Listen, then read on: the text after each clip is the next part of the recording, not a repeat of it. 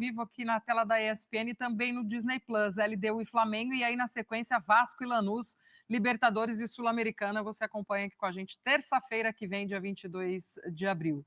Zé, claro que o goleiro ser o personagem do jogo diz muito, mas acho que pegando também os jogos anteriores do Vasco, hoje já competiu mais, hoje já teve até uma certa estratégia, já foi diferente, é um clássico, a gente conversava sobre isso no Grenal também, mas uma postura, acho que talvez a palavra seja essa, desse Vasco diante do Flamengo. A partida por si só já faz com que ambas as equipes mudem o seu comportamento, especialmente na atenção, né? Na concentração para o jogo.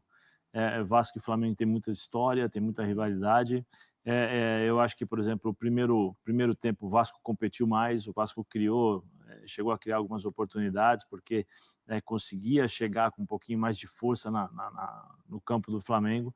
O segundo tempo foi todinho do Flamengo, né? O Vasco fechadinho, tentando explorar contra-ataque, tanto é que nós vimos aí o Léo Jardim fazendo grandes defesas, o Rossi fez duas ótimas defesas, uma na trave, desculpa, uma na trave, depois uma defesa do Nuno Moreira dentro da pequena área, mas isso tudo no primeiro tempo. No segundo tempo, o Flamengo conseguiu colocar um ritmo maior, conseguiu encontrar os lados do campo, sai o Michael, entra o Cebolinha, o Pedro entra e logo de cara já consegue criar uma oportunidade de cabeça. O time do Flamengo, tecnicamente, está aí o lance, né, do Vasco com o Nuno, né, que fez uma belíssima jogada e a grande defesa do Rossi, tudo isso no primeiro tempo. Mas acho que o time do Flamengo é o principal time que eu acho que é o time favorito na maioria das competições, né, em que ele irá disputar. Tem elenco, tem ótimos jogadores, tem um treinador para mim que possivelmente terá um futuro brilhante pela frente. Eu vejo o futuro do Felipe não aqui no Brasil, mas na Europa, pela capacidade que ele tem de leitura de jogo, de entendimento.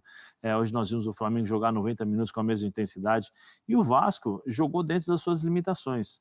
O Vasco não consegue jogar de igual para igual com o Flamengo. Ele pode alternar aí algumas jogadas, um contra-ataque, no momento em que o Flamengo sai um pouquinho mais para o jogo, então ele pode explorar esses espaços, mas dentro das suas características, o Vasco fez exatamente aquilo que podia ser feito, como concordo com o Carille, criou as oportunidades também, faltou um pouquinho vamos dizer assim, um pouquinho mais de capricho, especialmente na finalização do Nuno, que o Rossi fez uma grande defesa, mas assim, as oportunidades criadas pelo Flamengo, as grandes defesas do Léo, eu coloco o Léo junto com o Hugo Neneca, né? Os dois postulantes à seleção brasileira, junto com o Everton aqui no futebol brasileiro.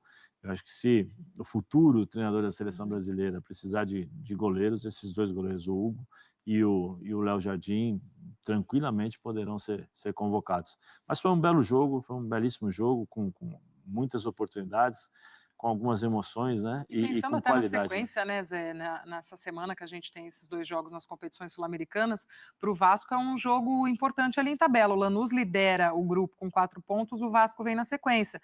É um jogo chave esse, Sim, né? o problema Em casa ainda. o problema do Vasco é justamente isso, quando ele precisa propor o jogo, quando ele precisa ter o controle do jogo, criar as jogadas, tomar a iniciativa, aí o Vasco tem as suas limitações, né? Porque depende exclusivamente de, vamos dizer assim, com 3 jogadores, né? Você tem o Coutinho, o Piton, tem o Vergete, né? Que joga ali na frente, que é a jogada tradicional do Vasco. Pega a bola, procura o Piton faz o cruzamento e agora o Coutinho está acho que fisicamente melhor, então ele consegue se apresentar, dar um pouquinho mais de opções para quem está no meio campo e aí consegue chegar ao ataque para ajudar o Vegete.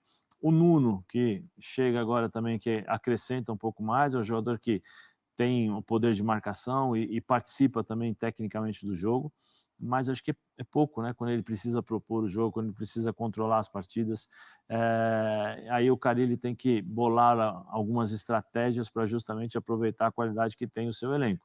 Tem algumas limitações, mas tem bons jogadores. Eu acho que o Vasco, devagarzinho, vai se acertando e entendendo as suas... Eu acho que a força do Carille é entender as suas limitações. Quando você entende aquilo que você pode fazer, você fortalece os seus pontos fortes e aí você começa a criar dificuldades para os adversários. Também neste sábado, o Corinthians recebeu Contratações, acho que precisa contratar um zagueiro urgentemente, um zagueiro confiável.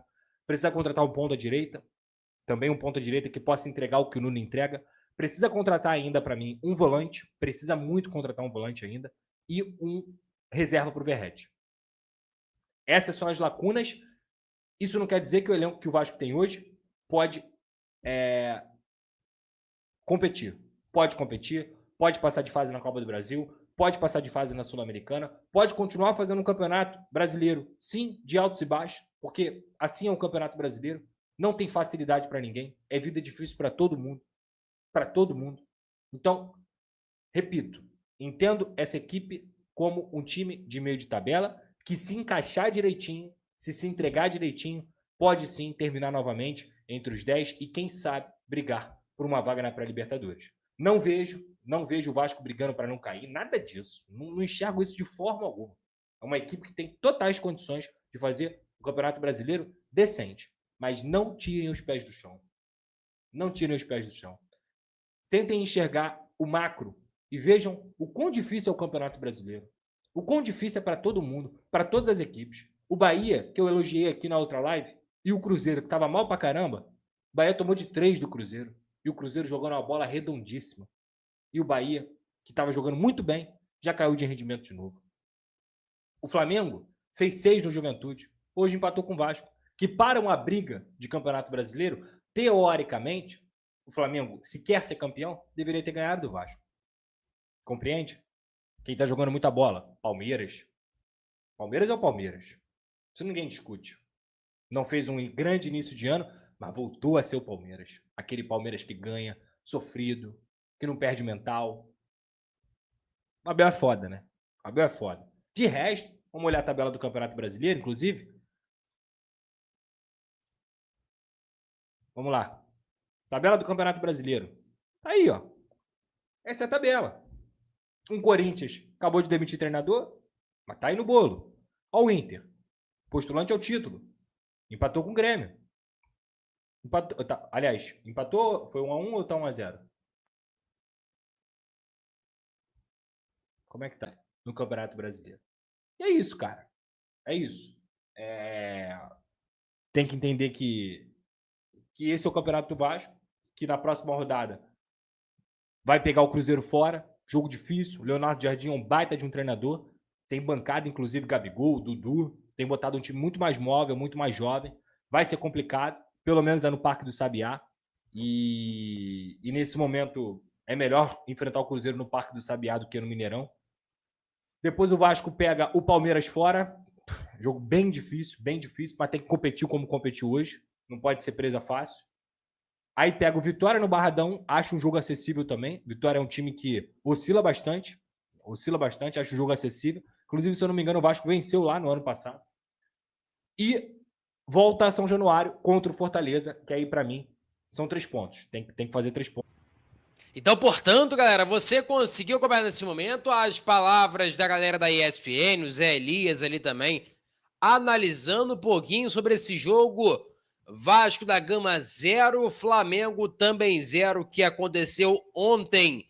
E hoje é Páscoa, o Vasco da Gama ali no meio de tabela, e você conseguiu até ver ali a classificação.